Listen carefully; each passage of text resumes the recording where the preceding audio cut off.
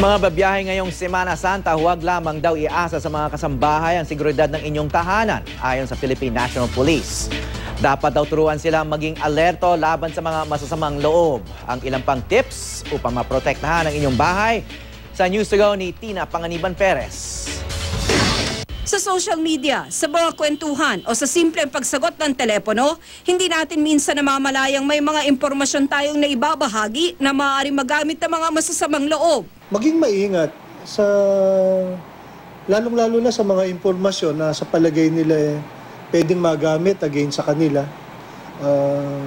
Everything about sa trabaho ng amo, kung kailan ito umuwi, sino ba yung mga kasama sa bahay.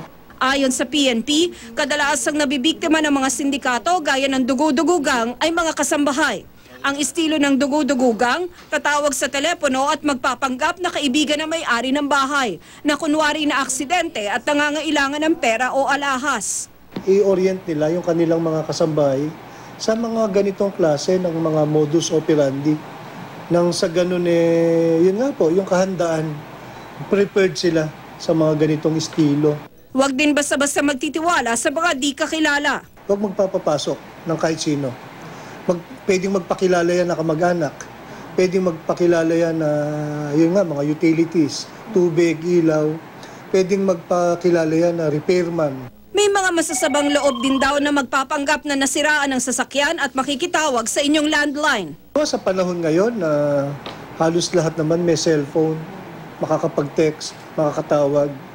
So parang parang nakakapagtaka na mayroon pang ganyan na makikitawag sa landline sa loob ng bahay. So hindi naman siya nagdadamot, pero sana iwasan natin yung mga ganitong mga modus. Kung aalis ng bahay, mahigpit din daw na pagbili na ng sino mang maiiwan. Mas maganda rin daw na may sistema kayo ng komunikasyon para mabilis na maipapaalam sa inyo kung may dumating sa bahay ninyo o maberipika kung naaksidente nga kayo.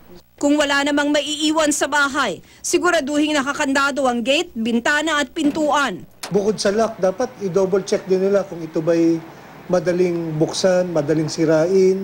Ngayong summer, madalas sa mga outing, lalo na pag Holy Week.